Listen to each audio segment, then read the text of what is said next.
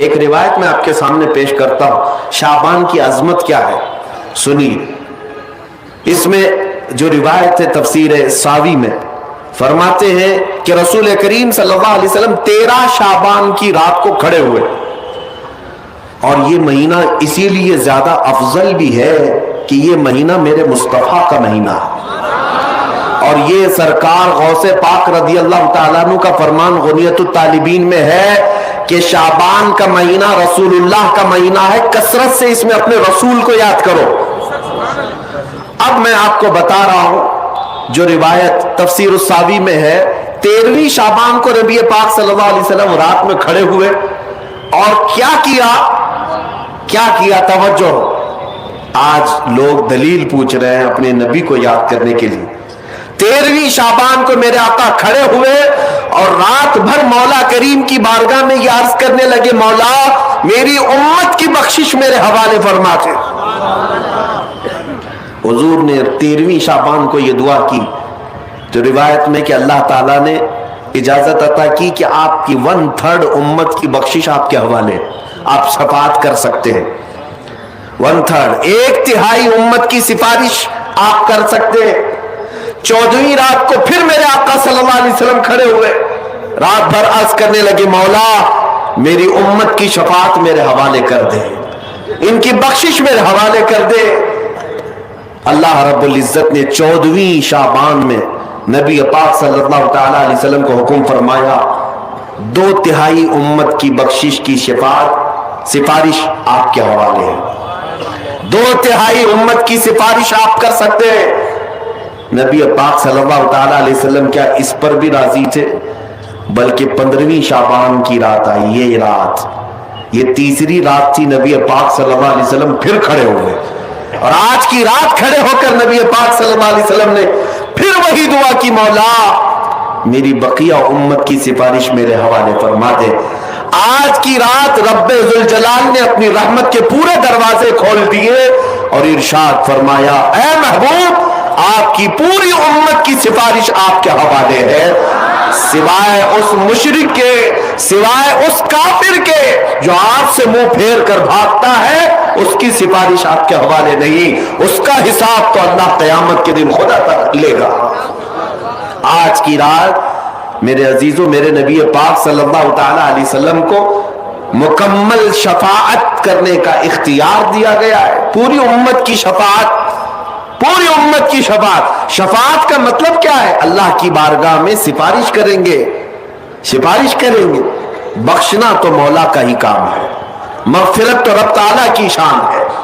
اب سنیے، حضرت عبداللہ ابن عباس رضی اللہ تعالیٰ عنہ سے منقول جو حدیث میں نے آپ کو بتائی، 5 راتیں جو دعاؤں کی قبولیت کی ہیں، اسی طرح آپ سے ایک اور روایت ہے، آپ نے فرمایا کہ آج کی رات اللہ تبارک و تعالیٰ اتنے لوگوں کو معاف فرماتا ہے، یہ ترمذی کی حدیث ہے، اتنے لوگوں کو معاف فرماتا ہے کہ بنو کلب ایک قبیلہ تھا جس کی بکریوں کے بال ہیں، اتنے لوگوں کو اللہ جہنم سے آزاد فرماتا ہے۔ یہ ساری حدیثیں پڑھنا چاہیں تو کتابوں میں موجود ہیں، میں آپ کو صرف چکھا رہا ہوں اس لیے کہ آپ بھی یاد نہیں رکھیں گے۔ الحمدللہ یہاں پر سنیوں کا مجمع ہے اور اکثر ہمارا معمول یہی ہے، ہمارا تو معمول یہی ہے، بہت سارے لوگ، ہم اپنوں میں یہ نہیں کہتے کہ جو لوگ یہ کہتے ہیں میلاد کہاں سے ثابت ہے، شب برات کہاں سے ثابت ہے، شب قدر کہاں سے ثابت ہے، تو ہم تو صرف پہلے لفظوں میں صرف اتنا ہی کہتے ہیں، یہ تو صرف سنیوں کی قسمت سے ثابت ہے، یہ ہماری قسمت میں لکھا ہوا ہے، یہ ہماری قسمت میں لکھا ہوا ہے کہ اللہ تبارک و تعالیٰ یہ موقع عطا فرماتا ہے گاہے بگاہے اور بندے اس کو یاد کر لیتے ہیں۔ عزیزان گرامی اوقات، اور ایک حدیث، کیا قبرستان جانا چاہیے نہیں جانا چاہیے، اس پر بھی بڑے اعتراضات ہیں۔ خزانۃ الروایات بحوالہ فتاوی رضویہ شریف اعلیٰ حضرت نے بھی نقل فرمایا کہ آج کی رات روحیں تمہارے گھروں میں آتی ہیں، قبروں پر جتنے بھی आराम कर रहे हैं, उनकी रूहें तुम्हारे घरों पर आती हैं, और जो घर में जिक्र अस्कार हो, इबादत हो और उन्हें इसाल किया जाता है, वो लेकर कब्रिस्तान वापस जाती हैं और अपने पड़ोस में फख्र करती हैं कि मेरे घर वालों ने मुझे ये दिया, मेरे घर वालों ने मुझे ये तोहफे दिए। आज की रात रूहों के ईद की भी रात है, लेकिन वो रूहें जिनके घर वाले उन्हें कुछ नहीं देते, वापस कब्रिस्तान जाते हुए ये कहते हुए जाती हैं, अल्लाह तुम्हारा इससे भी बुरा हाल करे। वो उन्हीं लोगों को कोस कर जाती होंगी जो दलील बार बार पूछते रहते हैं। अल्हम्दुलिल्लाह हर सुन्नी 2 रकात नफिल तो आज पढ़ता ही है, कब्रिस्तान से गुजरते हुए सलाम तो करता ही है।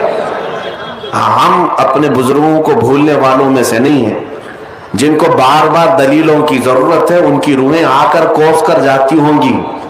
बहरहाल ये शाबानुल मुअज्जम का महीना, जिसके मुतालिक तारीख ये है कि एक तारीख में आपको बताऊं, इस महीने की एक और तारीख है कि सैयदना मूसा अलैहिस्सलातु तस्लीम को नबूवत इस महीने में मिली, हजरत इब्राहिम खलीलुल्लाह को अल्लाह ने नूर मारिफत इस महीने में दिया। उससे बड़ी चीज ये है, नबी पाक सल्लल्लाहु तआला अलैहि वसल्लम इसी महीने में मक्का वालों के मुतालबे की वजह से अपना इशारा चांद की तरफ करके 2 टुकड़ों में तब्दील फरमाया था। तो शक्कुल कमर का जो मौजज़ा मेरे आका का है, वो शाबानुल मुअज्जम में पेश आया, वो शाबानुल मुअज्जम में आया है। मैं ये इसलिए अर्ज कर रहा हूं कि लोगों को इंडिपेंडेंस डे याद तो है, रिपब्लिक डे तो याद है। आज पूछता हूं मैं कि 15 अगस्त हमारी आजादी का दिन है, हर साल मनाते हैं। अरे मियाँ 1947 में आजाद हुआ था ना, तो अभी तक क्या है, या हर साल आजाद हो रहा है? हर साल आजाद हो रहा है? नहीं, एक बार हुआ था, लेकिन उसकी खुशी अब तक मनाई जा रही है। इस पर किसी को एतराज नहीं, मियाँ हम भी मनाते हैं, हमें भी खुशी, हम इसी मुल्क में रहते हैं। लेकिन जिनको शबे बारात नहीं मनाना, शबे मेराज नहीं मनाना, शबे ईद मिलाद नहीं मनाना, उनके मदरसों पर तो झंडे 15 अगस्त को पूरे दिन भर लहराते रहते हैं। क्यों? इसलिए कि डर है हुकूमत पर जो बैठे हुए हैं।